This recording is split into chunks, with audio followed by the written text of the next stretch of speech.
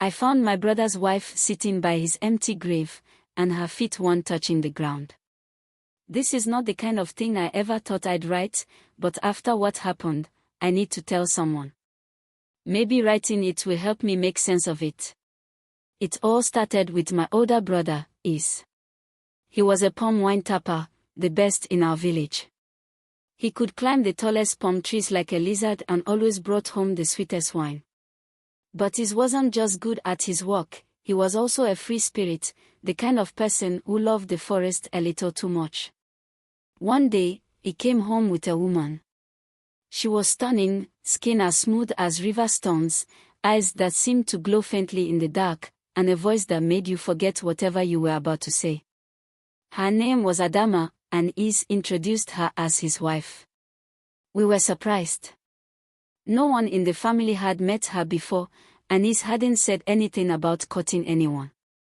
But he was beaming with pride, and Adama seemed polite, so we didn't question it. My mother was a bit uneasy, though. She said there was something off about her, but she couldn't explain it. Adama never left the house during the day, not even to fetch water or sit under the big tree with the other women. She stayed inside, cooking and singing these strange songs that no one recognized.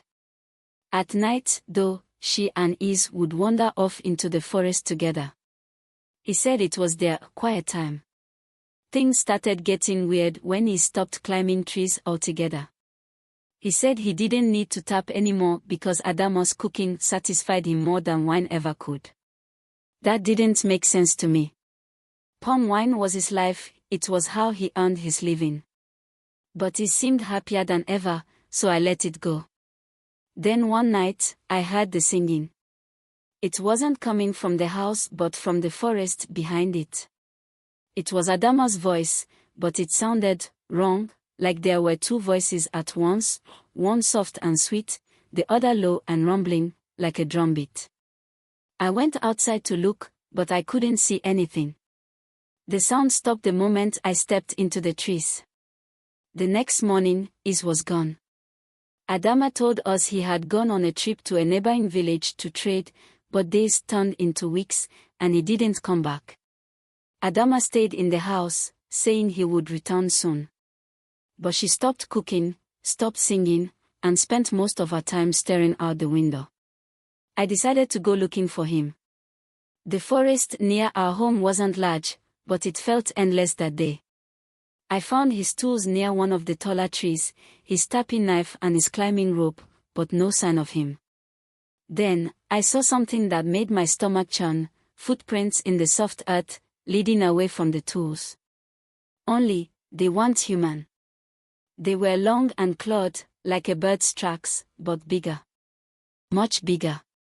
When I got back to the house, Adama was gone. The door was wide open, and the inside was completely bare, as if she had never lived there. I told the elders, and they decided we should dig up the small plot where Is had buried some of his tools, things he said he no longer needed. They thought maybe we'd find something that explained what happened. Instead, we found a grave. When we opened it, the only thing inside was Isa's favorite shirt. It was torn to shreds and stained with something dark. That night, I couldn't sleep. I went outside to clear my head, and that's when I saw her, Adama. She was sitting by the open grave, her back to me. Her hair was flowing, even though there was no wind, and her feet weren't touching the ground. I don't know why I called out to her, but I did. She turned to look at me, and her eyes weren't human. They were glowing brighter than before, and her mouth twisted into a smile that stretched too wide. She whispered something, I don't know what, but it sounded like Isa's name, and then she vanished into the forest. We never saw her again, and Is never returned. Some say she was a ghost, one of the spirits who live in the forest. Others think she was a demon. All I know is that my brother loved her, and it cost him his life. I still hear singing sometimes when I pass the forest at night. I don't stop to listen.